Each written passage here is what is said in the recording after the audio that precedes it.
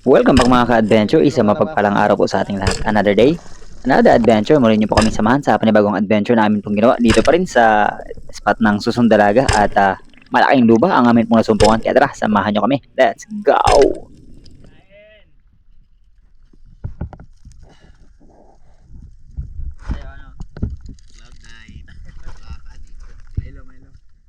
At sa mga bago po sa channel na ito, ay welcome po kayo at huwag kalilimutang mag-like, mag-share, mag-subscribe at mag-on ng notification bell para laging updated sa mga bagong adventure na gaya po nito.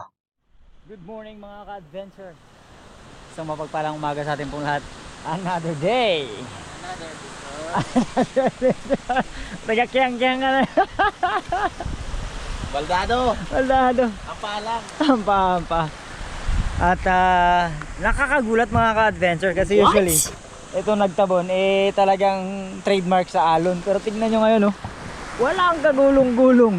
Wow. Wala talaga, wala talaga Ito lang yung maliliit na yan pero hindi yan mako-consider Unlike yung mga nandun sa laot ng konti na kapag ka dumarating dito talagang grabe. Pero ngayon wala. Sobrang payapa. Amazing. At dalawa lang muli kami ni Juben mga ka-adventure. Wala si Pedwang pero susunod yun mamaya. At samahan nyo kami mga adventure sa araw pong ito, Huwebes Santo. At nandito kami sa nagtabon upang maghanap ng blessing na inihanda ng Panginoon sa atin sa araw na ito. Kaya samahan nyo po kami mag-claim. At again, thank you so much sa lahat po ng patuloy na sumasama, tumatanggilik at walang sawang sumusuporta sa lahat po ng mga adventure na atin pong ginagawa sa ating mga taga-suporta dito sa Pilipinas, maging sa mga sulok ng mundo, lalo na yung ating pong mga OFW. At sa matinding nangyayari ngayon ay patuloy pong mag-iingat, especially yung mga kababayan natin nasa Middle East part. So again, maraming salamat po sa suporta. Thank you so much. To God be the glory and God bless us all. Let's go! Biyahe na mga ka-adventure at alam naman natin yan, Abril at Mayo ang pinaka best months of the year para magbiyahe dahil ang dagat sobrang payapa kagaya nito. Okay mga ka-adventure, may dalawang bangka dito sa may bato ng Susundalaga. Nginginas daw to, sabi ni Bro Jubin Nakuha ng shells. Nanguha ng shells. Alright, sige. Ano kami? Preparation. Let's go. Everyday pala natin mga ka-adventure, lagi nating suot itong long sleeve ni Corsi Spearmaster dahil nga po nababawasan ito ang init na nararamdaman natin sa ating pong wetsuit kapag direktang tinatamaan siya ng araw kasi nga goma yung wetsuit natin tapos bago pa. Kaya kailangan natin ng something na may pananggalang para maibsan ang sobrang init para matolerate natin at makapag-focus tayo sa paninisid at pamana. Kaya let's go for our first dive of the day mga ka-adventure. Ambush muna tayo dito sa 14 meters na lalim.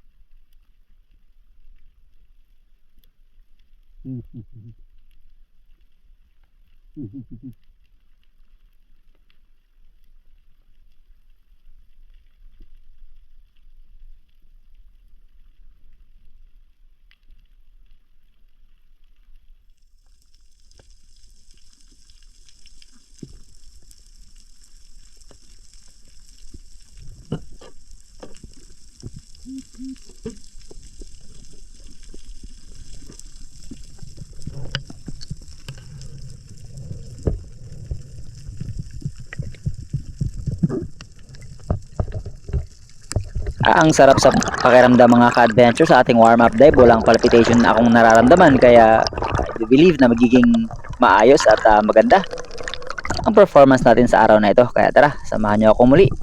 Let's do another dive.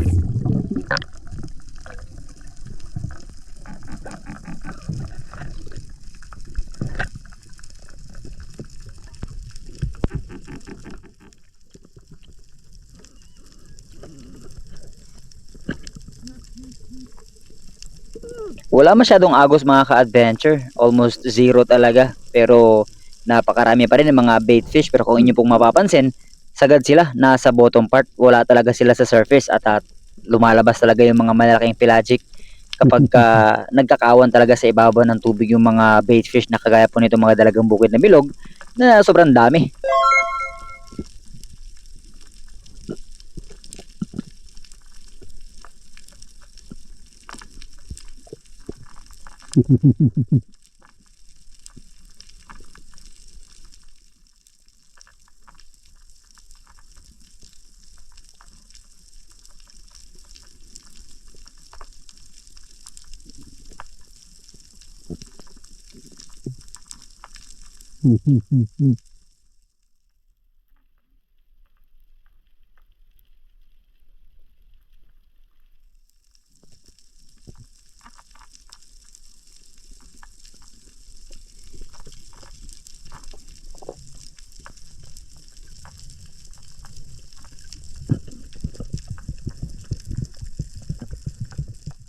At sa ating muling paninitsid at pananambang mga ka-adventure, nagpalalim na tayo ng konti, around 16 to 17 meters na po.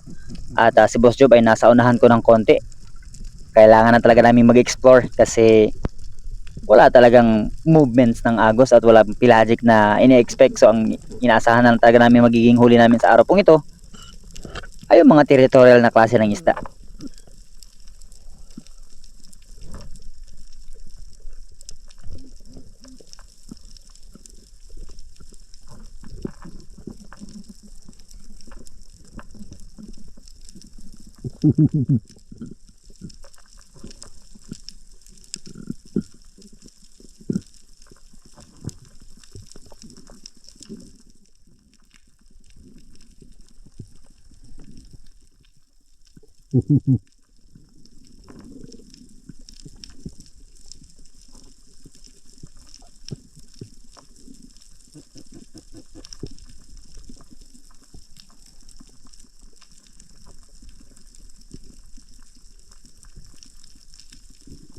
Natatanaw ko na yung grupo ng mga slender unicorn mga ka-adventure at ang isa pang ina-expect ko na kasama nito is yung mga big eye emperor tsaka yung mga red wasp, pero by this time ay wala kaya nagpula ko ng trigger. Nakawala nga lang.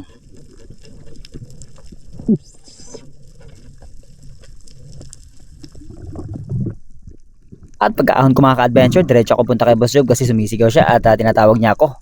Kailangan niya ng safety kasi ang laki daw ng lubang na pana niya. Ang kagandahan lang talaga mga ka-adventure sa pagkakataong ito, walang agos. Kaya kahit malalim yung amin pong sisirin ay hindi kami basta-basta mapapagod. Pero yun nga, malalim pa rin ang napanaan niya ng lubang mga ka-adventure. Kaya nakakapagod dito mga ka-adventure. At sa unang attempt ni Boss Job ay hindi niya muna naabot. Pero by this time, tayo naman na mag-check mga ka-adventure. Tignan natin kung gaano nga kalaki yung luba at anong sitwasyon sa kanyang napana at kung gaano kalalim yung sinuksukan ng isda mga ka-adventure. Let's go!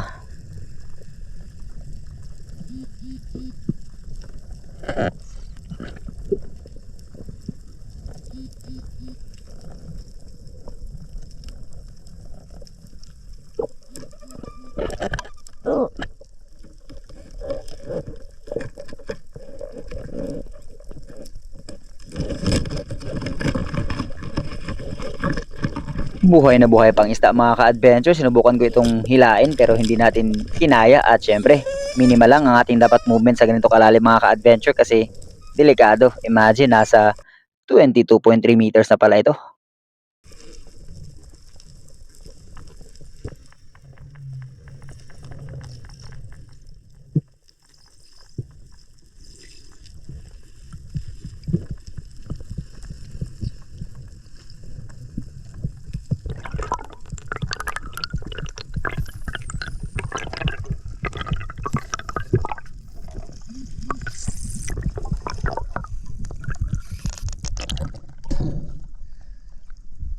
Buhay pa.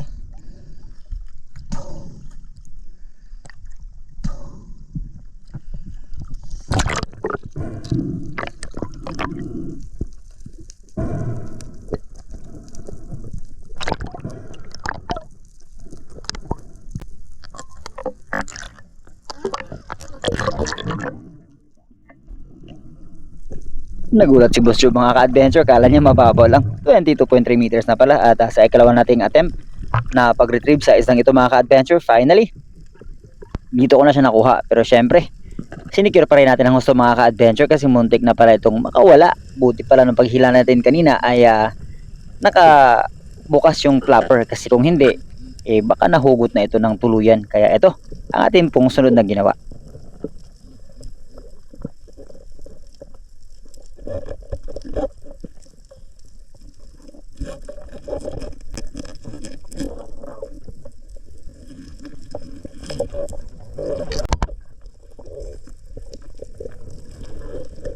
Pinatagos ko yung shaft mga ka-adventure sa katawan ng isda at ibinuka ang flapper at isinabit ito sa kanyang katawan para talagang sure na di makakawala. Buti na lang, nanghina na rin ang isdang ito mga ka-adventure.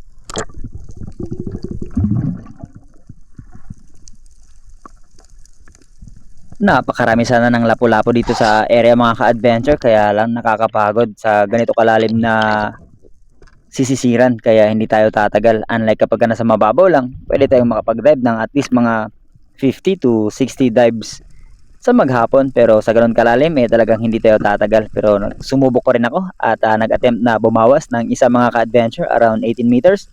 Nakapana tayo ng coral trout or lapu-lapu.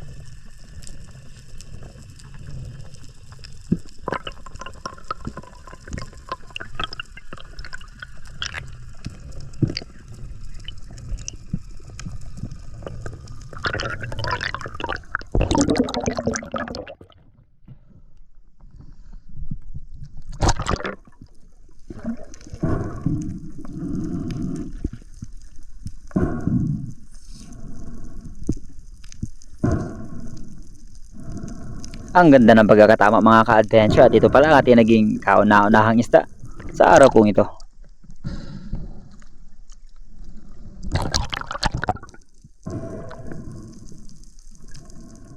At pagkatapos ma-secure ang isda mga ka-adventure, lumungoy na rin kami dahan-dahan pabalik malapit sa bangka at kung saan tayo nakapana nakaraan ng red bass mga ka-adventure dito sa 17 meters na lalim at dito tayo nagsagawa ng pananambang. Tignan natin kung makakabawas pa tayo kasi nandito yung grupo ng mga slender unicorn.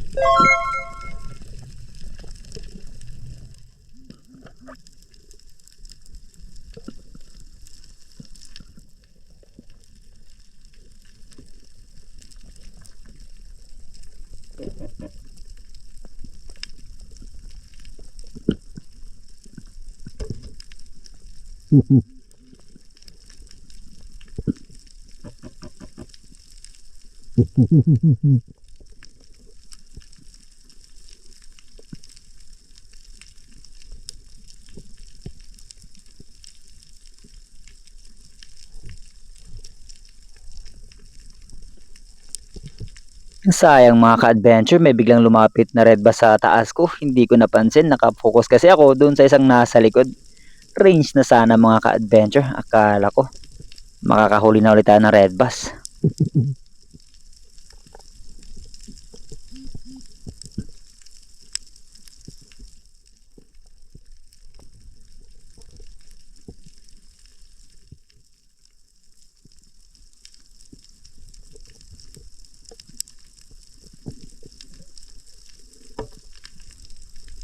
ng hangin mga ka-adventure, kailangan na mag-resurface at since hindi natin nabulabog ang mga yan, sana pag dive natin muli ay lumapit pa ng husto at ma-curious para makabawas man lang tayo kahit na isa. Kaya after few minutes ng pagpapahinga sa ibabaw ay panibagong pananambang na naman ang ating pong gagawin. Let's go!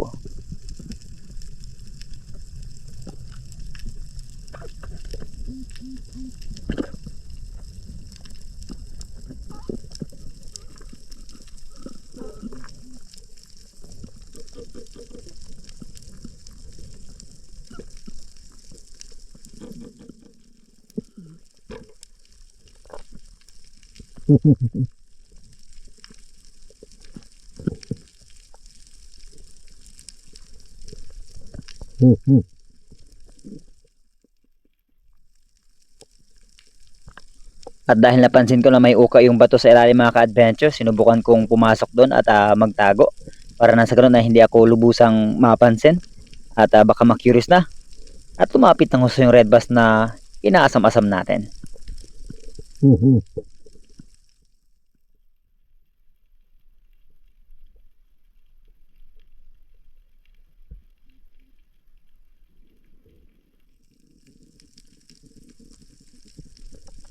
And here we go mga ka-adventure.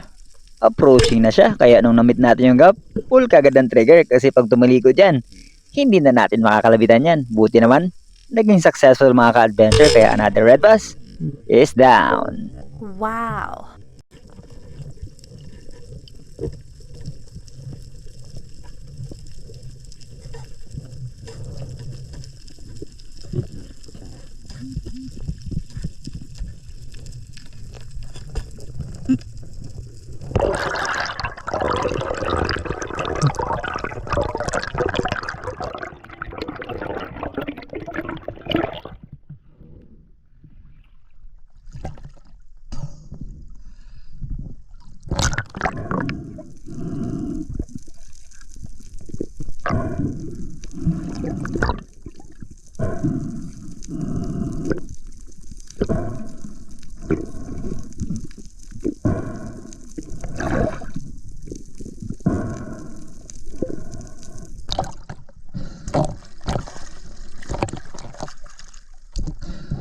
Sigurado na naman ang pangsiyang natin nito mamaya mga ka-adventure. Mamituon na naman ang sabaw nito. Wow.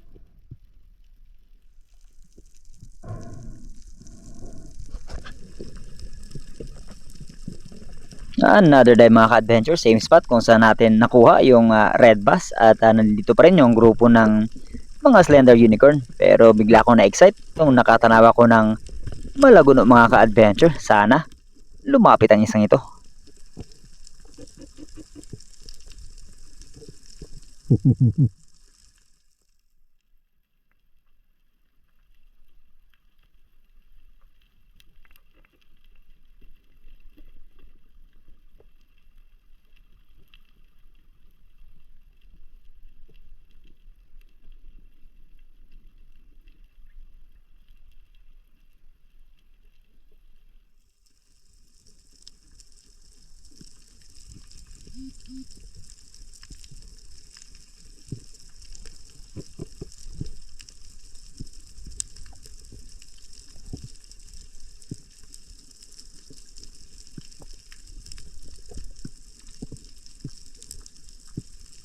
Ayaw lumapit mga ka-adventure kaya hindi na natin pinilit at pag-ahon ko sabi ni Boss Job, ikot naman kami sa kabilang side at sakto paglingon ko sa kanya ay may dala-dala na siyang cuttlefish or tauban mga ka-adventure.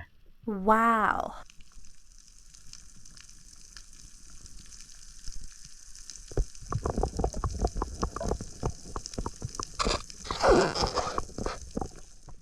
Tinuturo yung Boss Job sa akin ng lapo-lapo nasa ibaba lang mga ka-adventure. Sabi ko sa kanya maliit pa pero nag-dive down na rin ako at sinuri ito kung enough na ba yung size ng coral trout na ito or lapu-lapu mga ka-adventure, at nakita ko na medyo malaki na nga, ay nag-decide ako na kunin na rin natin.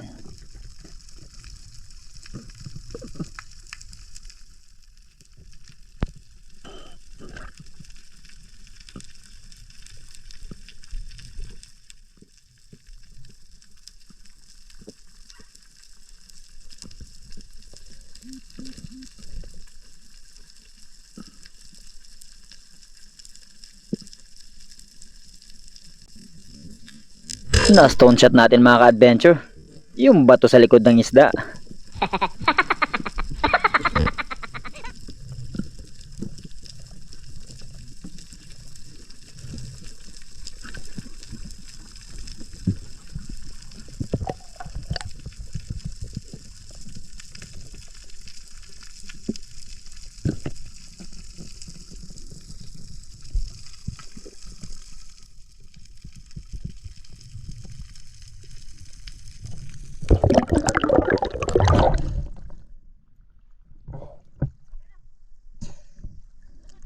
Okay rin pala.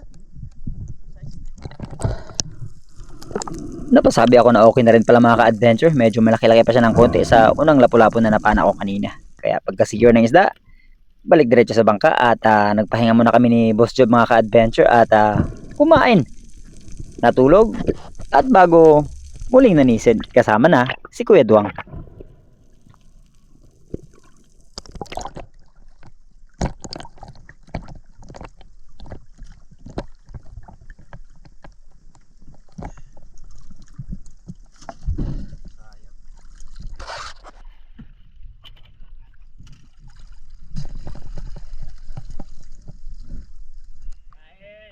Wow.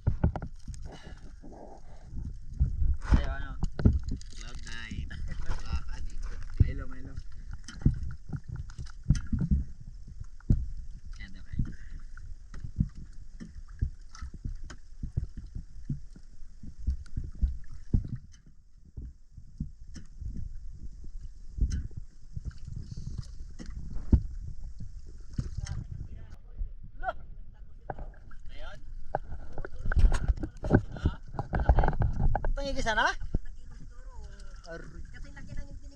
Ka. Nan sayang yun, nakakin na. Alayo na.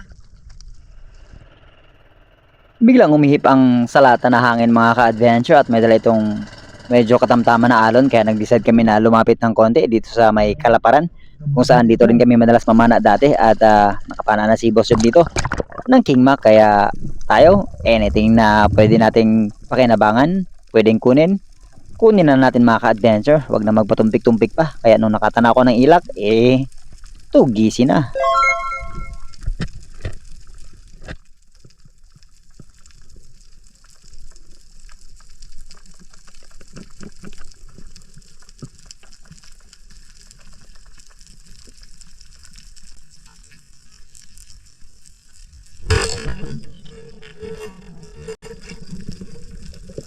At nakabawas tayo mga ka-adventure, ilak or danoy. Napakasarap nito pang ihaw.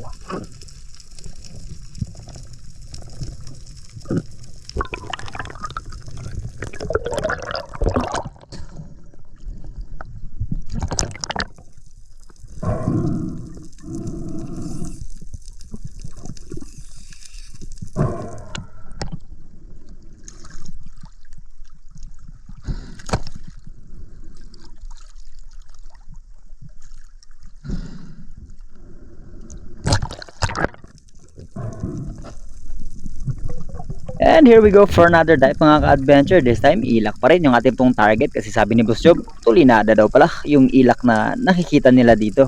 At ina-attempt kong bawasan yung mga paisa-isa, kasi nga kapag yung marami ang nabulabog natin at nabawasan, mawawala na lang bigla yan sa paningin natin. Pero kung isa-isa lang, mas mataas yung chance na makakarami tayo. Kaya eto, bawasan ulit natin.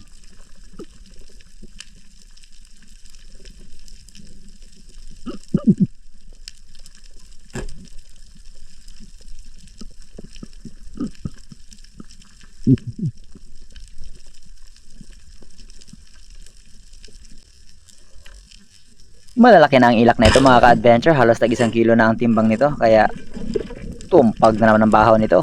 Wow.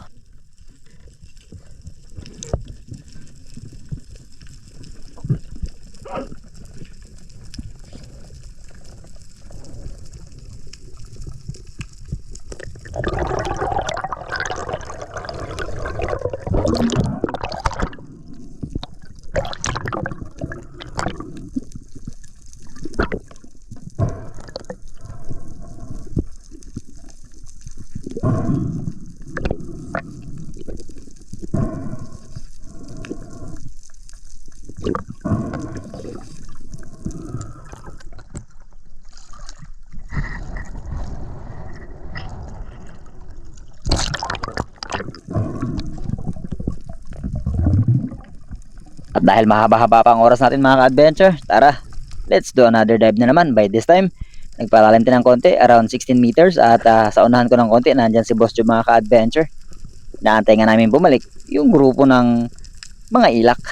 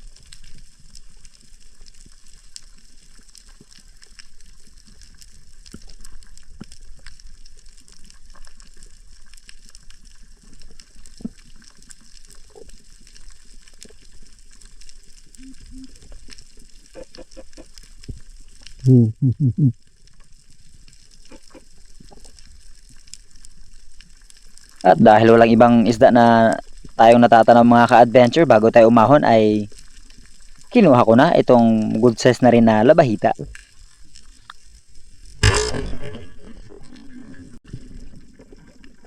Para hindi na rin lugi yung dive natin mga ka-adventure. Kasi mamaya kapag inangat yung bangka ni Kiadwang, marami ang tutulong. At itong mga isda na to ang possible na ipamahagi natin sa kanila. Wow.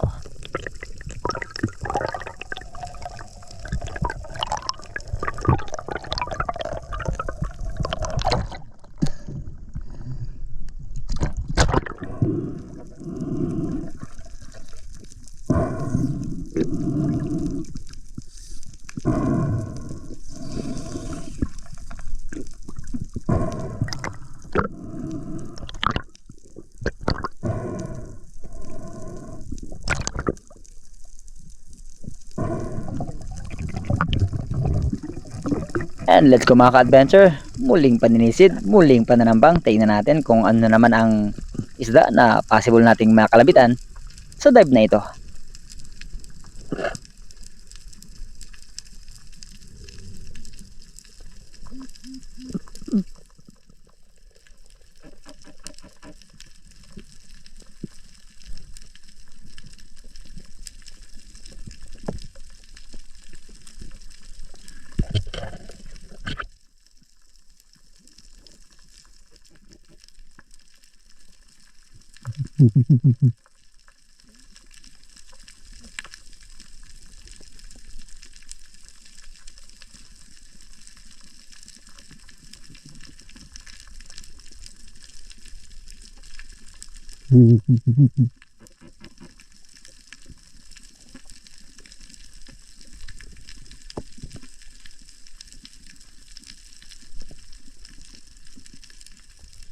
Pagkalipas ng mahigit 1 minutong pag-aantay mga ka-adventure ay wala talagang malaki, pero nakatanaw na ako ng singsingan, at nung paglingon kong muli ay naandyan pa siya, kaya nag-decide na ako na kunin na ito.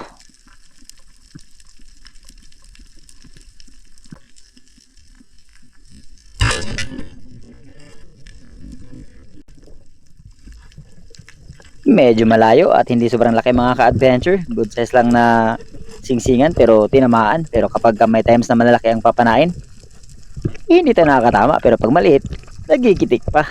Ano ba yan?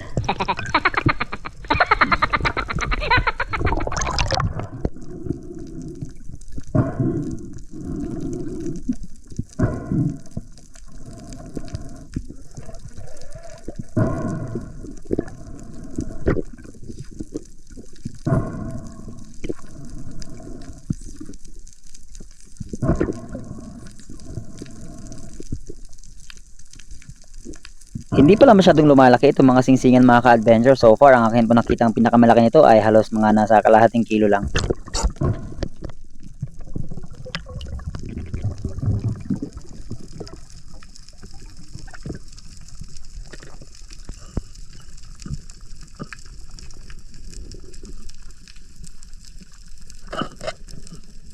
At hindi pa rin tapos ang araw mga ka-adventure, kaya let's do another dive. Try nating hanapin or antayin, lumapit yung malaguno na napana ni Kedwang. At nakatanaw sana ako ng mga tursilyo or tunggaw or yellowtail barracuda, kaya lang maliliit pa. Kaya let's wait and let's see kung ano ang ating maging susunod na isda sa dive na ito.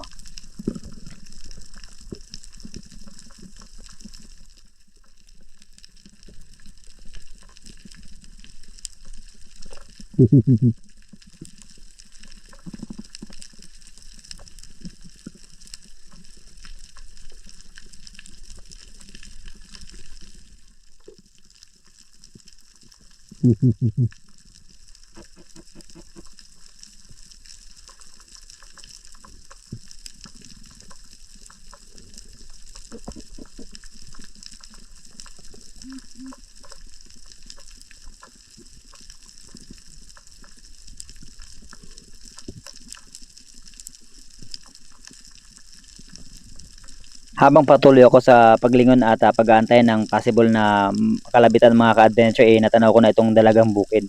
At since na malapit na akong maubusan ng hangin, ay pinana ko na ito dahil in range na rin naman at nakuha naman natin.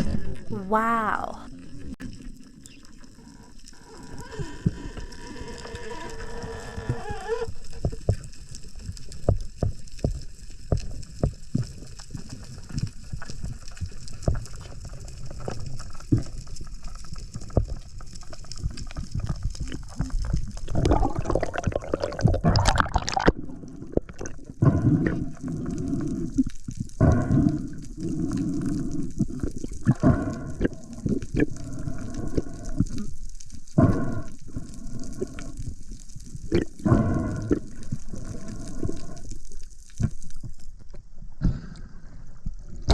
Ang laki na ng dalagang bukid na ito mga ka-adventure. Ayan oh.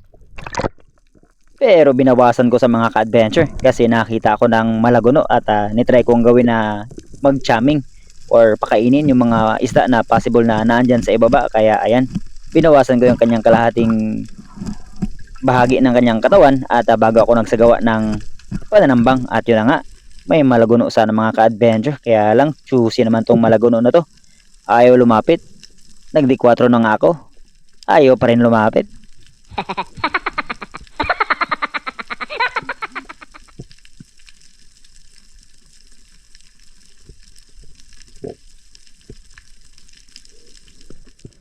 Bawas tuloy yung ano. Talagang bukid. Pinakain ko. Wala stick.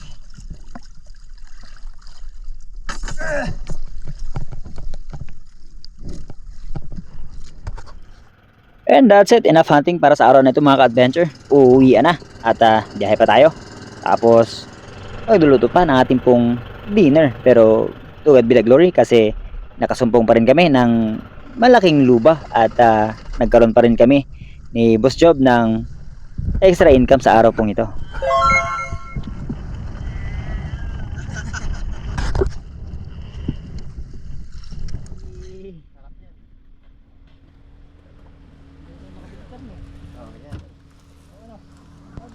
Tanging lumalabas. Buntot pa lang. Paldo na. Buntot pa lang, paldo na kita. Oo nga.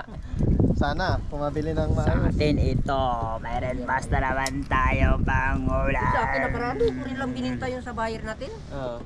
Yung isda namin mga ka-adventure ay dinala ni Boss Job at sa bayan po binenta. At dito sa Nagtabon lahat ng mga taong sumulubong sa amin para bumili ng isda ay yung isda ni Kedwang ang binenta natin at nakarami din pala si Kedwang mga ka-adventure. Nakahuli siya ng mga bayang, ilak at dalawang malalaking malaguno. Wow. Let's go home.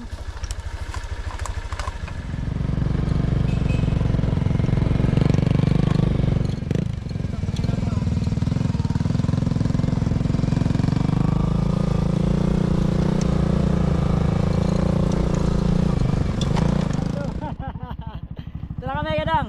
Dong. Ingat. Bro.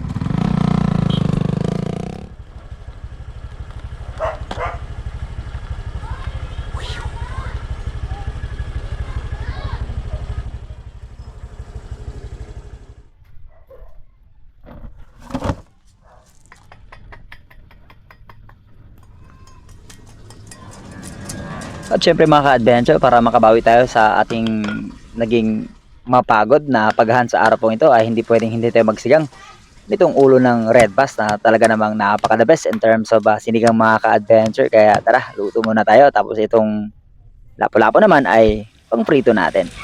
Wow.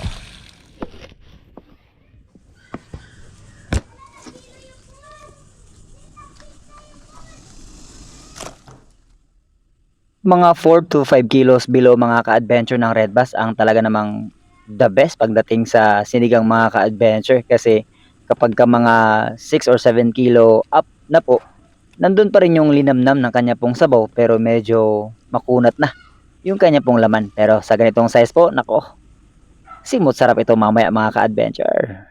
Wow.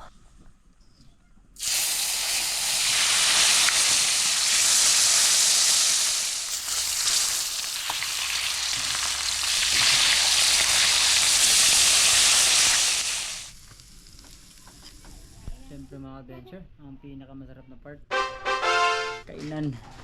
Ano bang meron? Meron tayong ulo ng red bass. Whoa, that's very cool. Yeah. This is mine, Joe. Okay. And then I'm gonna get some sabaw. Why is it so big? Hmm? Why is it so big? Why do you need it to be so big? Why are you so small? And then gulay. Meron pala kami mga import mga adventure. si Riga tsaka si ito nga. Ano?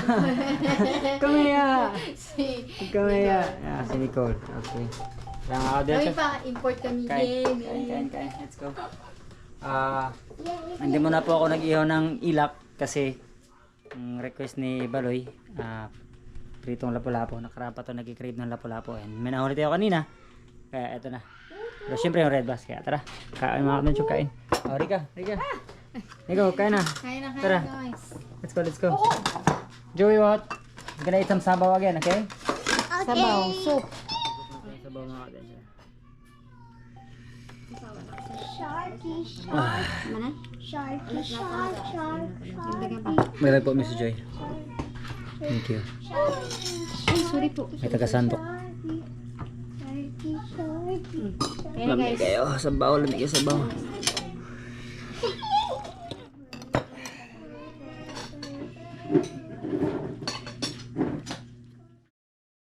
And that's it para po sa araw na ito mga ka-adventure. And again, to God be the glory sa guidance, sa blessing, at sa talent na patuloy niyo pong ipinagkakalob na ating pong nagagamit. Bagsak na ako. Sa matulog. Kain patulog. Ayun mga adventure, bago tayo magtapos ay syempre, dako po muna tayo sa ating pong shoutout kahit brownout sa pinakauna nag-comment, si Adonis Junior Bislig. And top 5 natin, sila John Michael Mahilom ng Calatrava, M. Jazz, Bosdale TV, Jason Son ng Bicol, and si Nico Lodi. And special mention po natin si Romel Wenceslao na Solid Harabas supporter. Maraming salamat po sa pag-subscribe. And shoutout din natin sila Arturo Buna ng Pasig, Evangeline, Marlon Villena, Chris Real, Saldi Guetta, Miss Angel Hernandez, Familiar Family ng Romblon, George Adventure, Bato sila, Tom Cruise, Undisputed, Tony Hufasenya, Felix Kiroy, Terso Cabral, EDR TV, Jack TV, Mike TV, Robinson Ramos, Miss Rosalino Campo, Kapinta TV, PN Expert One Life History, Ladel Ventura Vlog, Miss Jenna Moore, Gary, and Mary Jane Carabacan, Rico Rosas, Oranel Kesto, Edgar Sabanal ng Boracay Manok-Manok, at anak na si Kyle Zian at pamangkin na si Bambam Chen Misi at JR. Kapatid Jenny, partner na si Jen, Tony sa Arenas and sa Arenas family ng Cagayan de Oro City. And syempre, Idol Terso Manolot Laurio and Team Noranda ng Canada, Kuya Larry Santi ng Hawaii, Miss Anonymous ng Jensen, Miss May Stakyo ng Solidarabas Hong Kong Chapter, Miss Monet Paras ng Hong Kong Chapter din, Miss Mimi Manoloto, Miss Christine ng Saudi, Miss Oliva Mendoza, Miss Glenda Banstro ng Perth, Australia, Miss Maita Purino ng UAE, Miss Emma Gokong, Miss Elisa Gomez, Miss Teresa Lawigan, Miss Sabina Shikmed, Miss Abby and Pres Gamboa ng Orlando, Miss Binos and Joel Borilla ng Oceanside, California, Miss Edna, and Tito Luis Ubugen. Doc Stephanie Ferrer, Miss Rosalino Campo, Miss Angel Laborse, Miss MM Yamada ng Japan, Miss Jen Agno, Miss Jen Amor, Miss Jen Witherspoon, kay Master Radio Bibar, Miss May Bugawisan and Master Rich ng California, USA, by Alvic and Miss Manilyn Paner, and of course the Chicago Friends, Lipay Lifestyle and Barowel Paras ng Negros Pindoy, Brorowel Balabo ng Saudi, Rex Asuncion, maraming salamat po sir, and Joel Sinobalde ng British Columbia, Canada, and Felicito Hungay, Chad Summers ng Bohol, padyak ni Ian ng Mandaluyong, Miss Tres Labanda, Pedrito Silorio ng Muntinlupa, Juven Cielos and Cielos family ng Binangonan, Rizal, Ezra Noah Rabago ng Talisay City, Cebu, Michael Galiasa ng Damam, Saudi, Sherwin Maranan ng Qatar, Japet Hasildo ng Bago City, Negros Occidental, Roland Abraham ng Cagayo, Bebot Vice, Jason Bandiola ng Nueva Ecija, Prunos, Daria Polski Angeles ng North Cotabato, Lorenzo family ng Porac, Pampanga, si Leon Pilares na top 1 po sa kanyang klase. Congratulations and shoutout sa iyo. Keep up the good work and God bless. JM Gileto ng Boracay, Dizon family ng Las Piñas, Patrick John Bagnol, Eddie Moradas, Albert Mahusay, Justin Cumbalicer, Paquito Bantolo, Erma Igot ng Konsolasyon, at sa mga di po natin na shoutout. We'll see you sa ating pong susunod na adventure. Thank you for watching mga ka-adventure, and we'll see you po sa ating pong panibagong adventure namin pong ginawa pa rin ni Boss Job dito sa bayan ng Puerto Princesa. Maraming salamat. To God be the glory and God bless us all. Let's go!